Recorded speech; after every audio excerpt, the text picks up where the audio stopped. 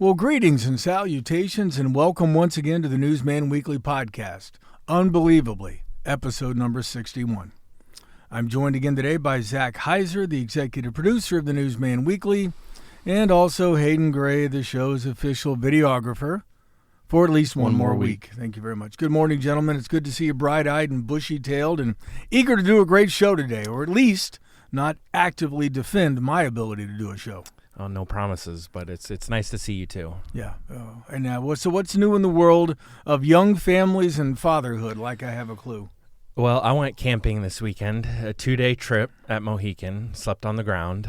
Did you take a tent or just sleep in it? Took a tent. Okay. Had a good amount of amenities. You had amenities? We did. You didn't dig like a pit to go potty in? No. Went potty in a hole. In a hole? And in the river. Yeah, good. Yeah, I don't think you did that. I think you went to a bathroom. No bathrooms. Oh. Well, we did shout.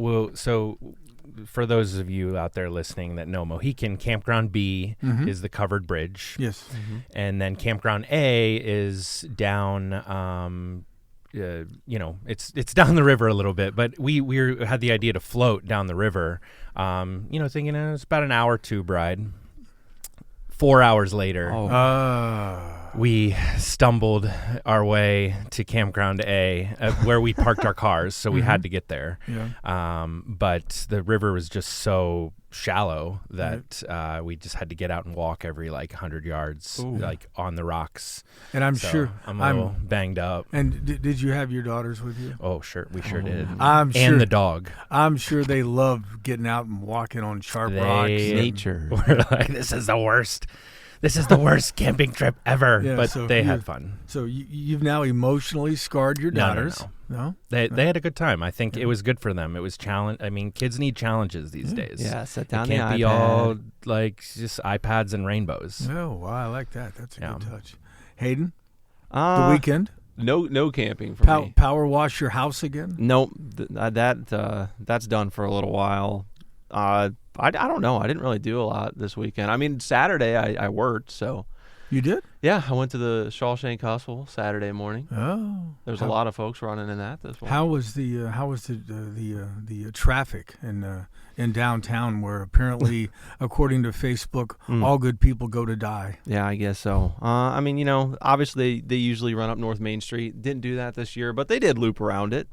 They went up Walnut Street, cut over, and then went down Diamond Street. It still seemed like they were having a good time. People were still getting sprayed with hoses. Yeah. Now, did you do as I suggested you do, and you shoot the beginning of the race? I did. Jump in your car. I did. Race uptown. I did. And then shoot pictures uptown as well. I did. Very good. Great pictures, by the way. Thank you. I did see those. I didn't take as many. Carl and I were looking at his story from last year where he had 6 videos. Yes, 6.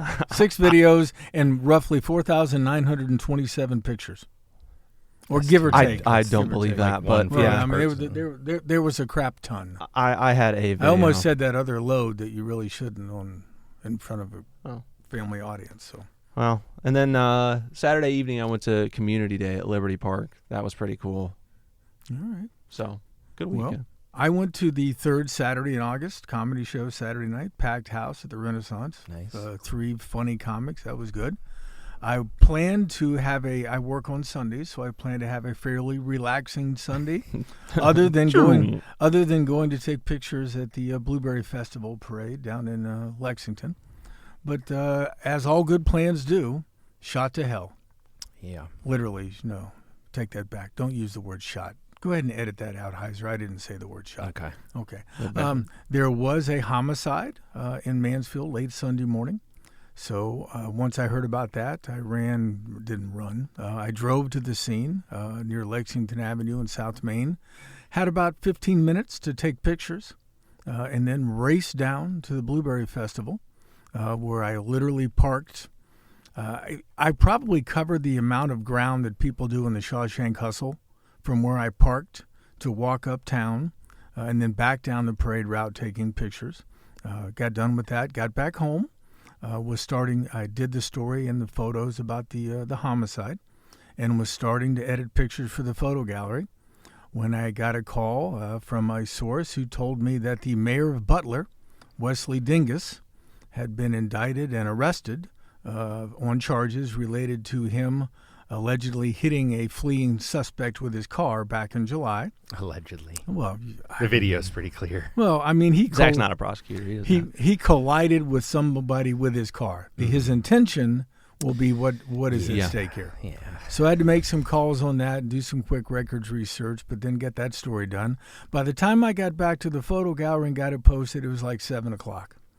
Yeah. And my brain was fried, but you know what? That's the time I had to actually sit down and try to learn lines for the show I'm going to be in at the Mansfield Playhouse called Moon Over Buffalo here in a few weeks. So that's a day. That was a day, boys and girls. And you did podcast prep too. I did, yeah. Because, that's what. Believe it or not, we do a little bit of prep, especially Carl. He does prep for this show. I do what I can. Never let it be said I won't do the least I can do. But a lot of that prep work was done before the homicide occurred. Well done. So some of it's going to be very dated, so just bear with us. Hey, folks, my boss, Larry Phillips, the managing editor, is on vacation. Hey. So you know what that means. The old newsman is in charge this week. Gulp. So crank up the music, tap the kegs, bust open the bottles, smoke them if you got them, and just get your asses back to work. You know, there was a time leaving me in charge of a newsroom would easily could have led to that kind of tomfoolery. Wait, I'm going to need somebody to look up the origins of that word. Who was Tom, and why was he such a damn fool? Someone's getting fired this week. Fact of the matter is, I became managing editor of the Fostoria Review-Times, circulation about 7,000 in Fostoria in 1986 at the tender age of 25. It's a terrifying fact, by the way. Yes, I have no idea what publisher Clarence Pennington was thinking. When he offered me the job, though, he said there are two kinds of employees. Those who gain 20 years of experience and others who gain 1 year of experience 20 times. He asked me which I was going to be. The jury's still out on that answer, I think. But let's just say I made more than my share of mistakes along the way, and hopefully I learned something with every mistake. And that means we're not going to have a kegger at Richland Source this week while Larry's gone. Excuse me for one moment. Here we go. The simple fact is I'm 64 years old. I'm too old. I'm too tired for those kind of hijinks. So leaving me in charge just means starting earlier, working harder, and sleeping sooner. In a perfect world, my workday would be 5 a.m. to 1 p.m. with a nap in the afternoon and bedtime by 8. It's not bad. No, I mean, it's a good schedule, except for those of you with children who really can't do that. I have children, but they're all in their 30s, so that's not a problem for me anymore. Hey, folks, we couldn't do a single episode of the Newsman Weekly, much less 61, without all of you. So thanks again for joining us today for your weekly recharge of news, information, and maybe just a little entertainment. We're grateful so many of you come to us each and every week. We know we couldn't do this show without your support, so please, if you haven't done it already, please subscribe to the show and give it a great rating. If you don't like it, keep your damn rating to yourself. I'm trying to make a living here. I did see one snarky Facebook commenter last week who asked, does anybody even listen to this shit? No names? Or no, I'm not going to his name. No, we're not like that. Yes, dear keyboard warrior living in your mama's basement eating Cheetos in your underwear. They do. Lots of them do. So please, just go resume your own tortured existence and leave me alone. Yeah, that fired me up when I saw that, Carl. I mean, typical Hayden would get upset here, but I think you phrased it nicely. Thank you very much. Well, it's good to know I can still phrase something that you approve. Hey, many thanks to local country singer Luke Watson for writing and singing Smoke and Drink, this show's very fitting theme song. My thanks also to the great folks at Relax It's Just Coffee for sponsoring this show and being such a great partner to the Newsman Weekly. Every day just starts better with great coffee, and our friend Paul Kimmerling and his baristas at Relax simply have the best in town at 105 North Main Street in downtown Mansfield. Hey, we do have another great show for you today. In just a few minutes, we will be joined by the three newest members of our reporting team, Jack Slemenda, Hannah Martin, and Taylor Henninger. All three recently finished their college degrees. I'm not sure why they chose to enter writing careers, but they've arrived at Source Media anxious to launch journalism careers, and we'll see about that. Jack is the newest reporter at Knox Pages. Taylor's been assigned to Ashland Source. And Hannah, a Lexington High School graduate, has the unfortunate task of having a spot about 10 feet away from me in our newsroom here at Richland Source. We'll spend a few minutes with all three of them in just a moment.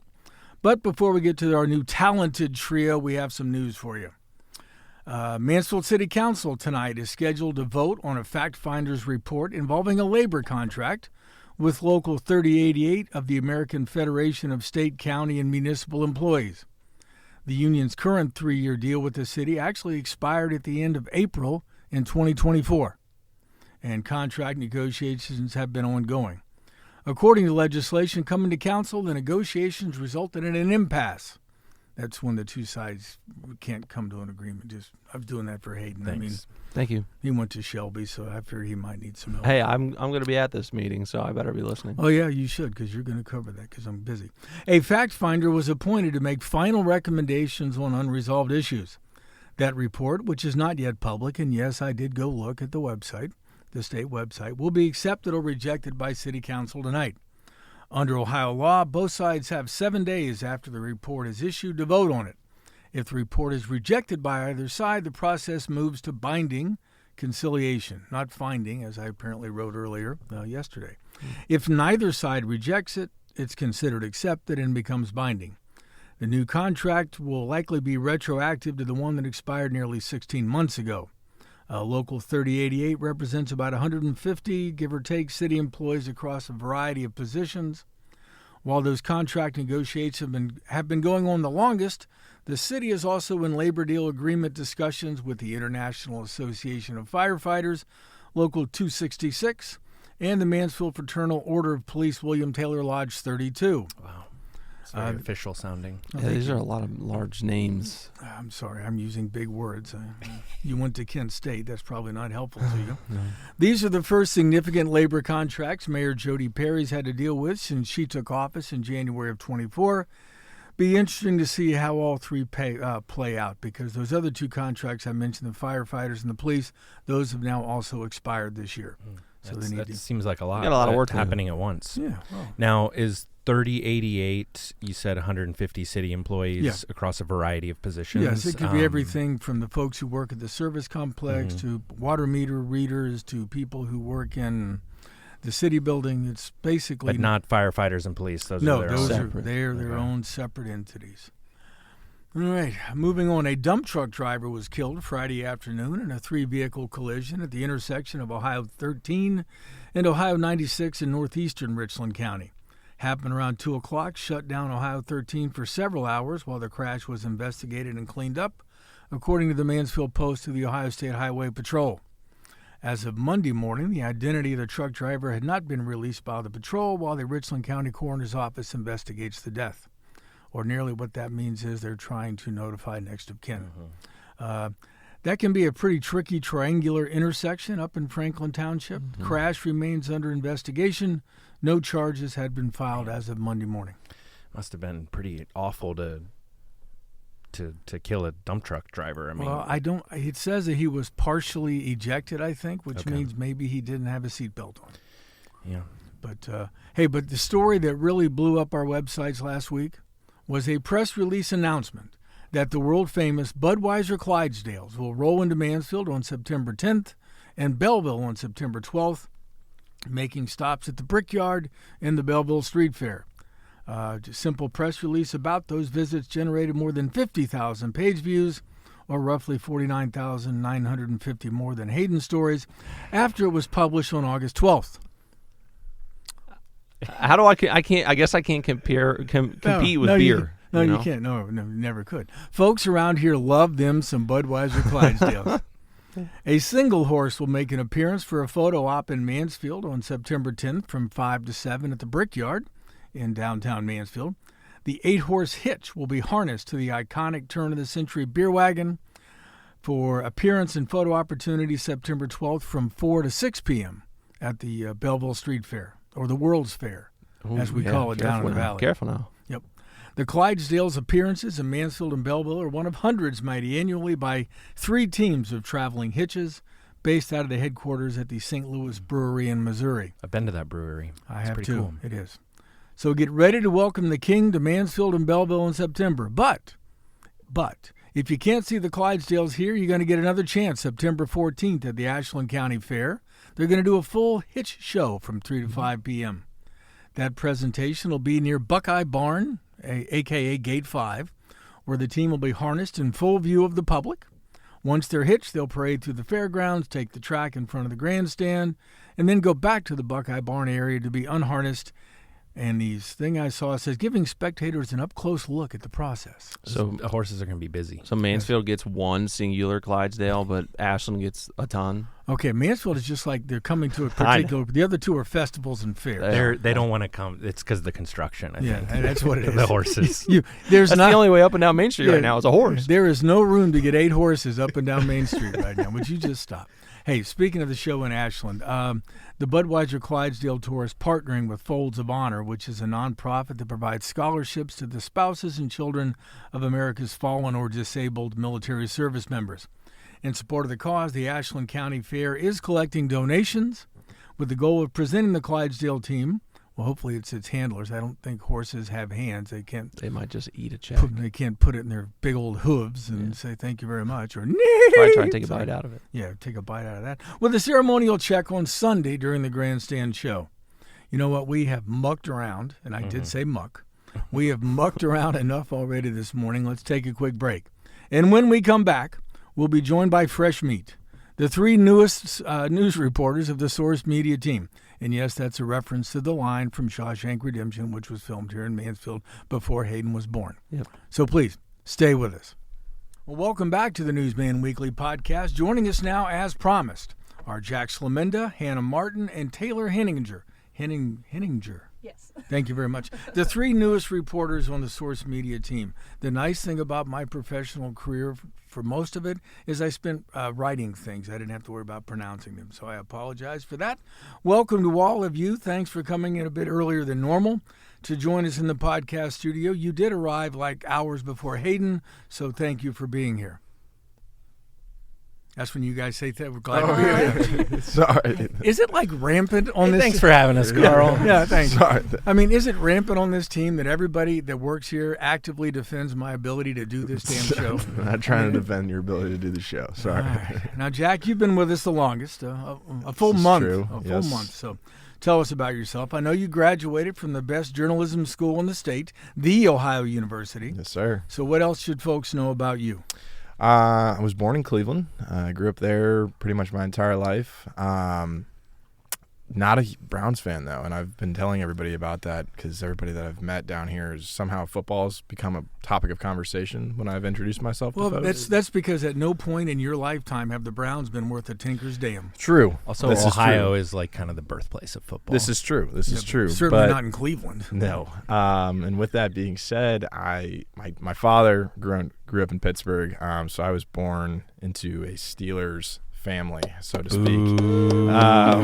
So big time NFL fan, big time of the black and gold. And yeah, I guess that's a pretty hard intro for you there. So That's it. That's all we need to know.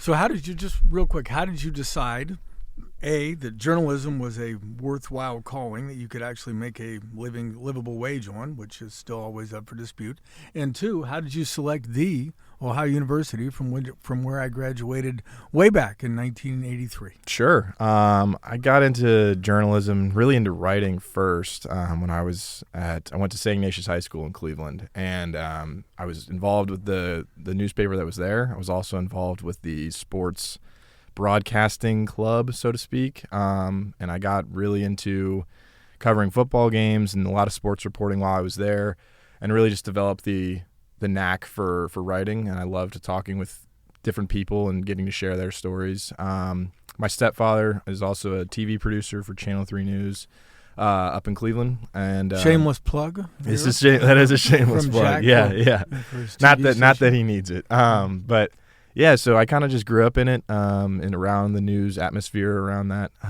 the writing atmosphere, and really loved it and carried that into college. And I wanted to go to the best possible journalism school that I could while staying in Ohio. And OU is definitely that. And while I was there, I built that up, and now I'm here, and I love it. It's just been something that I've always been. I like to think that I'm decent at it. So jury's still out, but right. We'll let you know. Exactly. But one month in, you're still happy. I'm still here. Yeah. All right. Well, see, I asked him if he's happy, and he said, I'm still here. See how that works? Okay. All right, Hannah, you came next, arriving about 3 weeks ago. Your degree from Full Sail University is in creative writing. What made you want to be a journalist, and what else should people know about you? Yeah, so after college, like you said, I graduated with creative writing. So a lot of my history in college was more so on writing for novels or script writing, game writing. Didn't really have too much of a background in journalism writing. And then after I graduated, Richland Source was one of the first places to offer me the chance to freelance and at least just get my name somewhere with published work. And that kind of opened my eyes to the style of journalism and writing like that, and made me realize how much I enjoyed it, just with it being so different from anything I had studied in college. What's game writing? So we did like script writing for games, or you write kind of like what the people who would like visually make the game, you write the script of what they need to be putting on the screen. So this is a video game. Yeah. Okay, because I'm sitting here, and when you said writing for games, I'm old. I'm thinking Monopoly, and I'm thinking the only thing I know about Monopoly is when I played with my aunts and uncles growing up is people cursing one another. So I didn't know what kind of writing. Yeah, no, it was more like digital game, which wasn't something that I was interested in, but the way the Full Sail was set up, you did one class a month, and so 1 month was dedicated to game writing. Okay. Now, unlike Jack and Taylor, you've got some ties to the community other than the job. So tell us about where you went to high school. And yeah, so I grew up in Lexington. My whole family's from the area. Everybody was either at Lexington or Madison, so very familiar with the area. But I've also discovered through doing this that there's a lot about the area that I didn't know, and it's opening my eyes to a lot of events and just activities to be involved in. So when I asked you to go down to the Blueberry Festival on Friday, you didn't have to ask for directions on how to get to Lexington. I was familiar with that. That's good. Yeah, once you get out of Lexington, you realize there is a lot more to this community. Yeah. And I can say that I'm from Lexington as well. Okay. So I like to shit on all things Lexington, but at the same time, go Lex. Wow, that was hurtful. I expect better from a Lexington graduate. All right, Taylor arrived on our shores just a week ago. Also a recent graduate of the Ohio University in Athens, not to be confused with the Farmers College in Columbus. What have you learned in a week, Taylor, and what should readers know about you? So far in a week, I've learned that everyone, both in and out of the newsroom, is super welcoming. I was worried coming as an outsider that, maybe people would be a little bit hesitant, but so far everyone's been super welcoming. Yes, I was out of the office last week. For those wondering, is Carl really welcoming? So thank you. Please continue. Well, and Dylan was out of the office, and then Larry left me, so I was actually starting to wonder if I was a problem. Dylan's supposed to be back today, I think, so we'll find out. I haven't seen Dylan in weeks. No, Dylan went to, what do you call that thing from the movie? Canada? He went walkabout. Oh. Yeah, he wouldn't walk about it. We hire a new reporter for Ashland, and he's just like, I'm on sabbatical. Yeah, he did leave her a note. I did see that sitting there before you arrived. Leave me a note. And I think at the end he said, good luck, I'm gone. So we'll see if he's back this week. He said I could reach out if I had any questions. I didn't have to. I let him enjoy his vacation, so I've got a lot pent up for him today, Dylan, if you're watching. And I did notice he put my phone number when he said, call me if you need anything. Yeah. Thanks. I mean, that's Hayden's MO. So what else should readers know about you? Where are you from? Why did you pick journalism, for God's sake?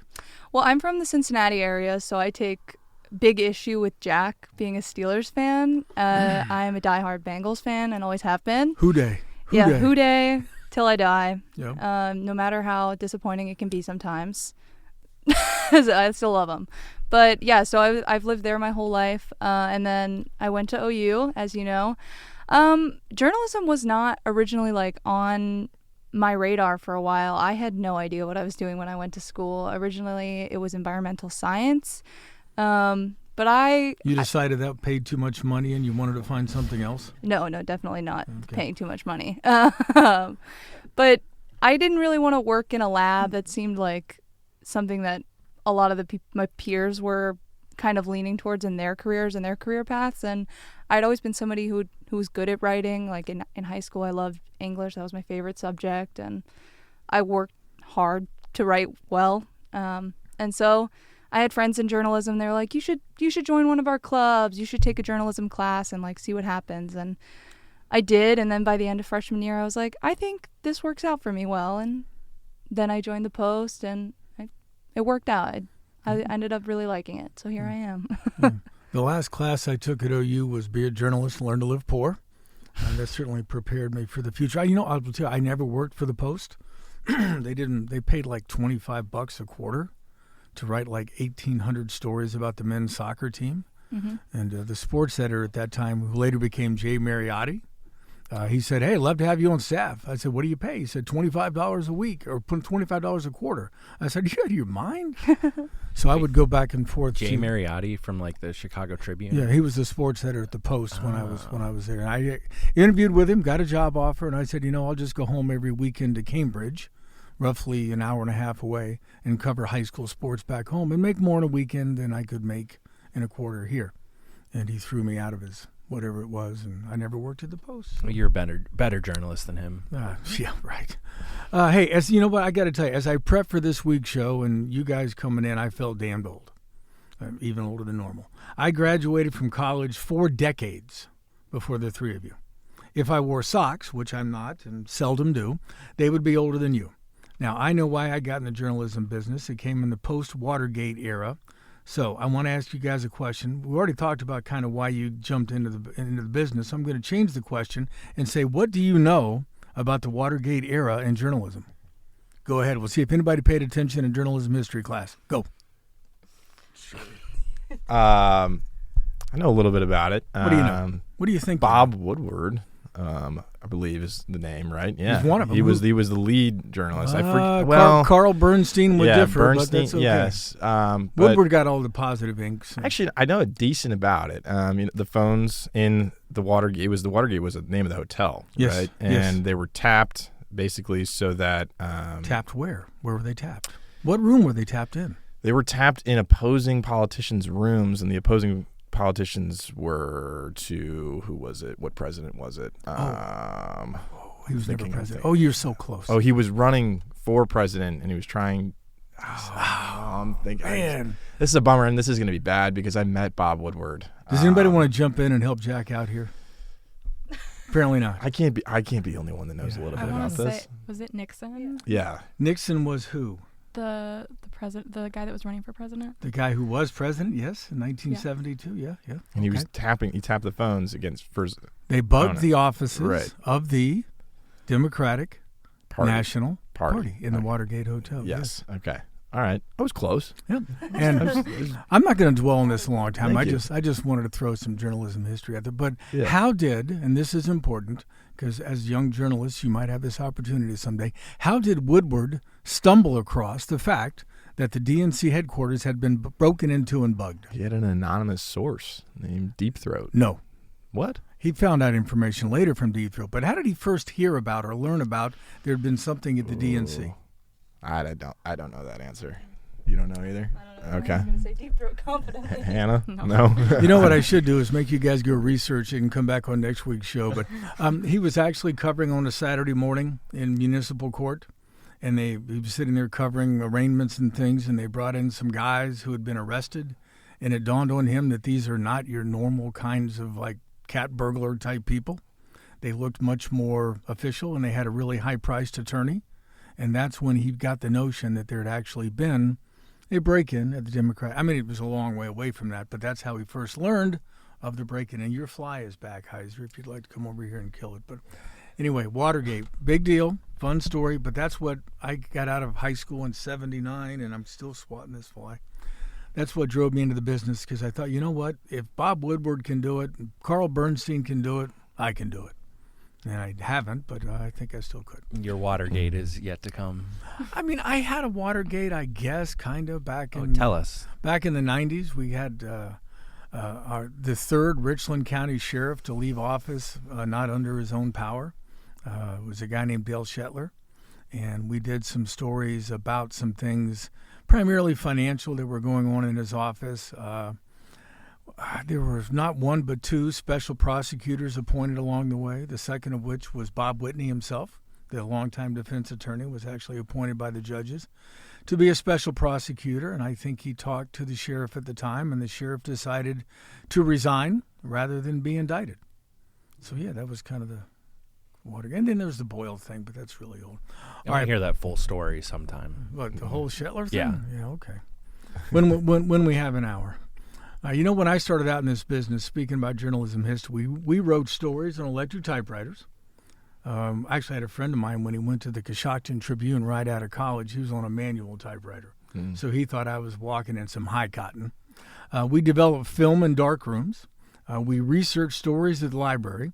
We dug through musty volumes at the courthouse when we pored over public records. I know I can hear publisher Jay Allred's voice in my head saying, Carl, keep it in this century. So I will.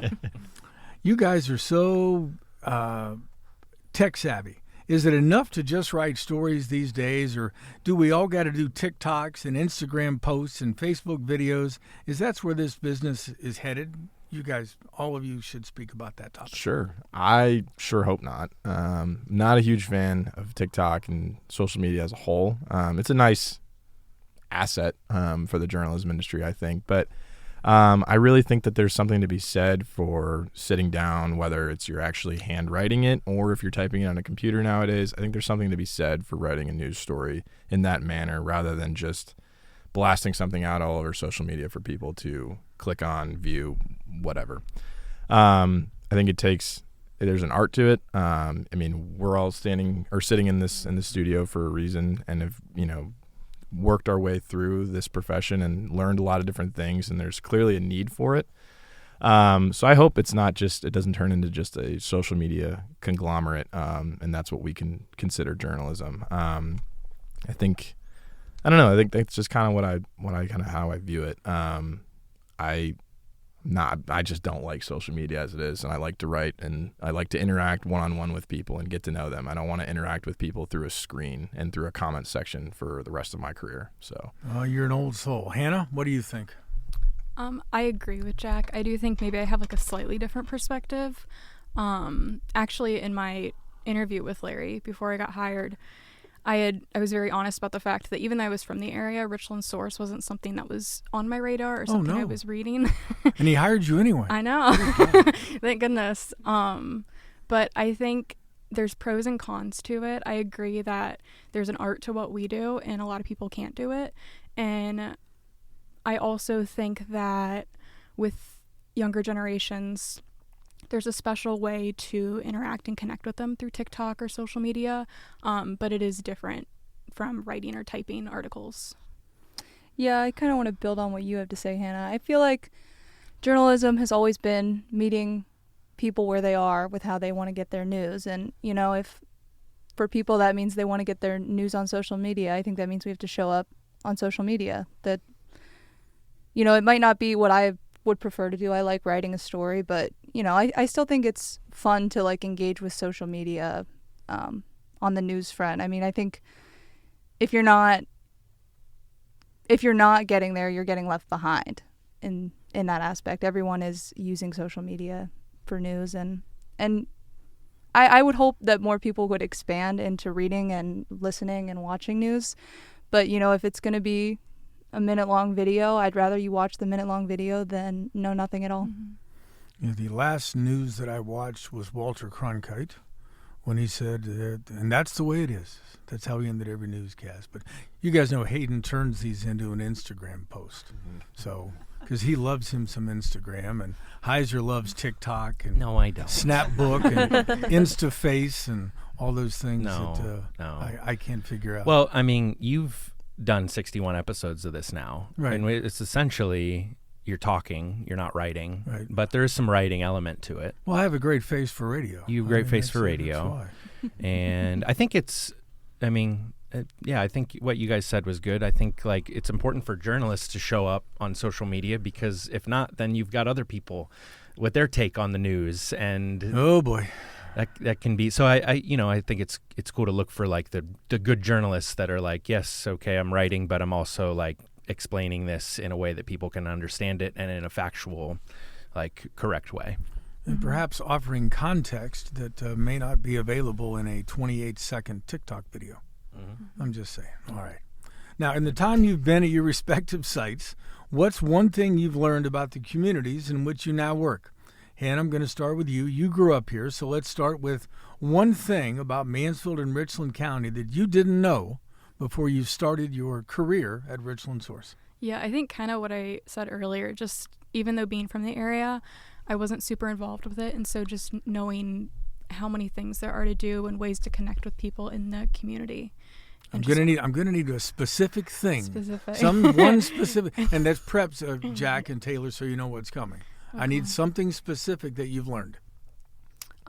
Probably like things like even the concerts that they do in the Brickyard. Mm-hmm. I wasn't like Final Fridays. Yes. Yeah, okay. wasn't aware of those. Like didn't take part in them, and now there's something that's been brought to my attention. There you go. And did you attend a Final Friday? Not yet. Okay. Well, you still have a chance. There's still some left this summer, isn't there, Zach? I think there's two more. There's one in August, and okay. Don't quote me on that. Okay, yeah. Don't worry. We'll just edit it out like we did my mistakes in the first part. We'll just bleep all that. All right, Jack, what's something you've learned about Knox County and Mount Vernon or Mount Vernon that you didn't know before you started reporting for Knox Pages? Sure. Edit that out, would you, Zach? I guess the first thing that I learned, and I will get into a specific thing for you, don't worry, but the first thing that I learned is how kind the community is and how welcoming they are. I still am astounded with how amazing the community is in Knox County. I mean, everybody has everybody's back all the time, and it's kind of a different feeling for me coming from a more of a suburban area up in Cleveland. That's not at all the case up there whatsoever. But for a specific thing for you, I learned what rough truck is, and I got to cover it at the Knox County Fair, and it was awesome.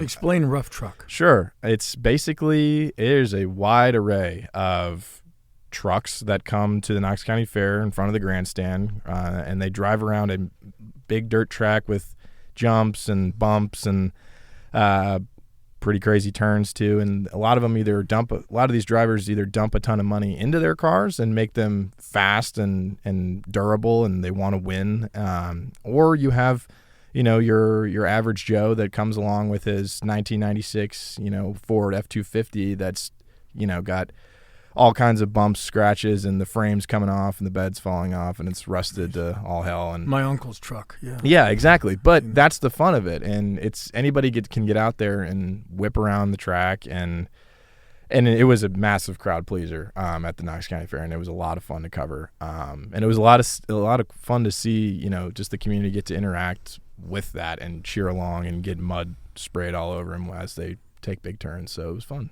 Is it possible that people are so welcoming to Jack because his name's not Grant?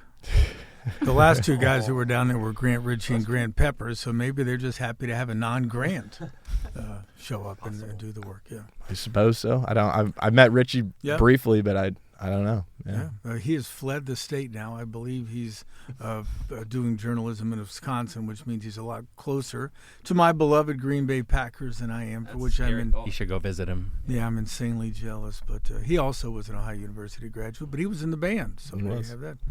All right, Taylor, you Ashland County. What have you learned in the week that you've been here that you didn't know about Ashland before you started? Yeah, so I only have a handful of being out in the community opportunities so far, but I learned that Stella's Ice Cream and Coffee Parlor is really great coffee. I learned that. And that allowed them... You do realize that Relax is Just Coffee is an official sponsor of this show, so we want to say nice things about Relax. But I'm sure Paul Kimmerling won't mind a mention of a shop over in Ashland. So please continue. I didn't mean to interrupt.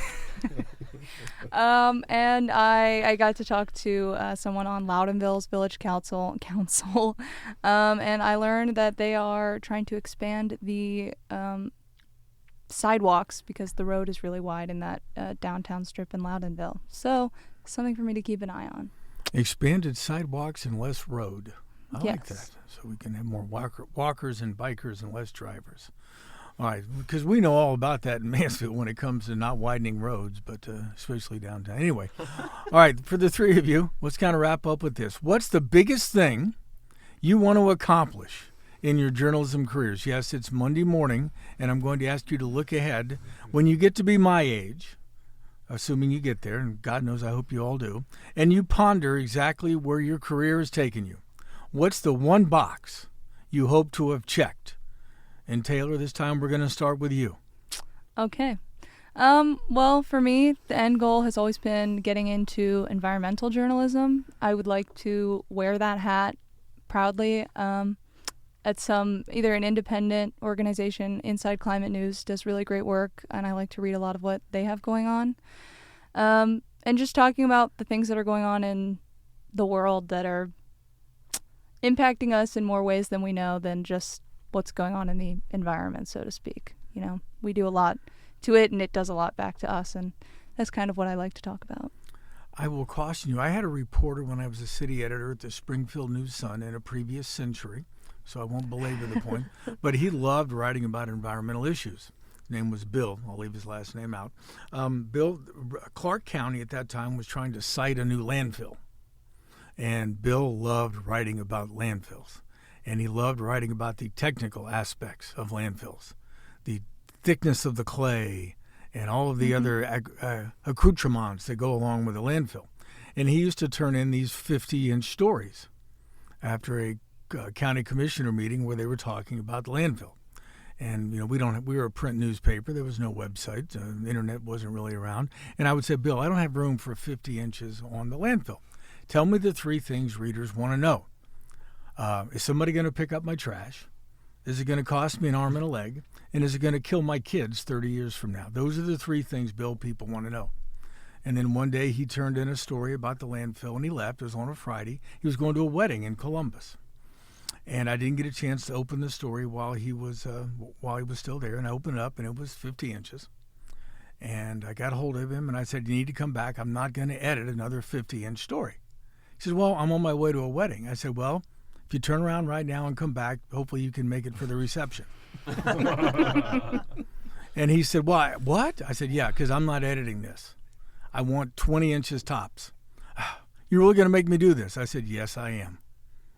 So he did make it to the wedding, but he did come back to edit that story. So, yeah, I love a good environmental story, but maybe not 50 inches. I'll see what I can do. Thank you.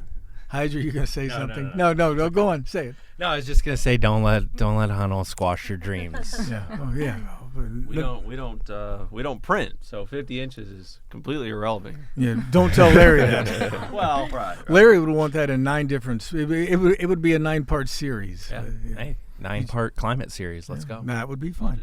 Hannah, what about you? What's the box you want to check before you retire from this business? I think since I have such a different background from Taylor and Jack, I like going into my first week here, I felt like there was so much I was learning for the first time, and I still feel very obviously new to everything, but everybody's been very helpful and very kind, and I'm not afraid to ask questions with things. So I think I would love to eventually get to a point where I feel very comfortable and happy with the work and confident 100% with what I'm putting out. Very good. Jack? Sure. I think I've always told myself that I'd like to have like a column in Wall Street Journal. Avid reader of theirs for a long time. I've always loved the work that they've put out.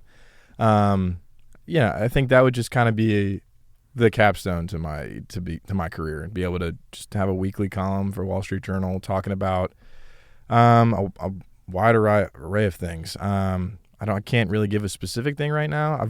I've been working here for Knox Pages. I've realized that I like a lot of different things in journalism. In college, I had a pretty specific set of skills towards political journalism, but now that I've gotten here, I've kind of developed these new things. You know, I've done a fun column recently on a bluegrass singer in Knox County, and that was awesome. And I realized that I really like music journalism. Also getting into more things about education and workforce development for Knox Pages. So I think at the end of my career, I'd like to be able to say that I can do a column on pretty much anything for that matter. For a specific thing right now, and I know that maybe the Wall Street Journal wouldn't want a giant general column weekly. It'd have to probably be a little bit more specific. But I think a column at the end of my career would be pretty great to be able to talk about different things that I care about. Now, Hannah, you and Taylor have experienced the red pen edits. I'm old school. When I get the opportunity where reporters submit stories, I like to print them out and use a red pen, because I think reporters learn more when they have to make their own changes and things. So, Jack, I look forward to the moment when I can print out one of your stories, kill some trees, and take a red pin to it. So, for sure. All right, guys, what didn't I – and, oh, by the way, I want it for the record, Hiser and Hayden noted that none of the 3 new reporters said they plan to retire at Richland Source, Ashland Source, or Knox Pages. Please note that for the record. That's noted, and that's probably good that you guys are, you're too young to be thinking about retirement, but, I don't know, set the bar wherever you want. You can do anything you want. Now, Knox Pages, people do say it's the Wall Street Journal of the Midwest. Yes. So I do. I to your comment there, I do really like it here, and I've joked around. Maybe not joked. Maybe a little more serious than I take it more serious than what they think. My family. I would wholeheartly buy land out in Mount Vernon and live here for a long time. Look at that, ladies and gentlemen. Honestly. And Jack Slemenda sucking up to the man. I don't know about sucking up. I just like it here. I do. And I like being somewhat in the middle of nowhere. There's plenty to do in Knox County. I wouldn't consider it the middle of nowhere, but Have you been to the raccoon? Is it the raccoon roast? No, but you told me about this. You told me about raccoon dinner. Yes. Yeah, the raccoon dinner. Yeah, this I think you brought this up with me before, and I want to check it out. I think I asked you, have you ever eaten raccoon? No, I haven't. You will. You will. I absolutely will. Absolutely will. Yeah. Tastes a lot like roadkill. Yeah, I'm sure. I'm down to try it. All right, very good. All right, the 3 of you, I'm going to give you one last chance. Anything you want to say, any question you want to answer, or any question you'd like to ask of Hiser, Hayden, or myself, this is your time. Go ahead. Ooh. Yeah. Okay. Anybody? Sure. Carl, you asked us about retirement. Yes. So what about yourself? What's the one? Is there something that you feel happy in your long journalism career? That is there something that you've achieved that you're like, I wanted to go out and achieve that? I am the Gloria Gaynor of the journalism business. I have survived. Okay. I survived from electric typewriters to computers to dark rooms to digital film. You've done some TikToks. I've been forced to do TikToks. One of your predecessors, Mariah Thomas, used to make me feel guilty, so I had to do TikToks, which were completely humiliating and embarrassing, but I did them. Typewriters to TikToks would be a great name for your book. Yeah, typewriters to TikToks. Yeah. I like that. I think I get royalties for that. Yeah, I think one of you guys needs to write that book and let me know, and I'll okay it and get Larry to write it. Yeah, Larry can write it. But no, it's. I'm within a year or two from retirement, so at this point, I've survived this long. I just like to make it to the finish line. I've done everything I wanted to do and more, from sports to government to politics to courts to cops to, if there's a way for somebody to kill somebody, I've probably covered it in one way or another, from gunshots to axes to grinding auto accidents. It's been interesting. What about you guys? Anything else you want to say? Well, what are your tips for somebody who's new into the journalism business? What's the ways that we can succeed? Never stop learning. The thing about this business, and what I always was told, and it was absolutely true, you only have to have about a half inch of intelligence, but it needs to be about a mile wide. You need to know a little bit about a lot of things. You don't have to know a lot about county government. You don't have to know a lot about state politics, but you need to know enough that you can quickly research and find out more. One of the things I tell reporters is you got to be able to run police rounds in the mornings or make calls like we used to, go to the county fair later that morning, and then cover the governor's luncheon, and then go to a movie premiere or a theater premiere that night. Be able to wear lots of different hats. The more things you can write about comfortably, the more attractive you are to future employers. Not that any of you will ever leave Source Media, but the more things you can do, the better off you're going to be in your career. And Jack, you've proven that you do know a little bit about Watergate. Yes, a little bit. Just a little bit. But we'll work on that. Anything, Hannah? Anything for the cause before I wrap this show up and throw it in the dumpster? Well, I guess my question, it was kind of similar to Taylor's, but it was more directed to Hayden, because I know somebody's asking Hayden a question. Oh man, I wasn't ready. Oh, he is giddy right now. He's giddy. I was told so much how you were kind of in the same boat as me starting out, not having a strong journalist background. Yeah. Oh, don't do that to yourself. No. I guess so. What's your advice to me with that? Yeah. Carl kind of touched on it, but when he said never stop learning, I truly, now some mornings are easier than others, but I have always tried to come in with the mindset that it's basically my first day here, to know that I, have confidence in yourself, but also know that you can always get better in every single area. And he won't believe it, but I mean, honestly, listening to a lot of what Carl says and the institutional knowledge, that's really helped me become better. So I know that's something kind of exclusive to here because he doesn't work anywhere else, but working as closely with him as I has kind of been my journalism school since I didn't come from that. So it's not always easy to listen to him, but no, it's not. That's what my wife says. Yeah, your wife and I have, I'm sure, a lot we could talk about, but no, legitimately, I think just treating every day like it's your first day, and that's the biggest piece of motivation and advice I could give. And learning new things every day is something that comes naturally to Hayden because he did go to Kent State. So it's a target-rich environment when it comes to the ability to learn new things every day. We're going to win the MAC this year. Yeah. In what sport? Golf? Yeah, they're like 20. The women's golf's like 27-0 or whatever, because I don't think there's any other women's golf teams in the MAC. There you go. Folks, we are going to have to wrap up today's show on that note. I've got to get up and go do an interview with the mayor and the public works director. But many thanks to Jack, Hannah, and Taylor for joining us today. Thank you. Thank you. This has been great.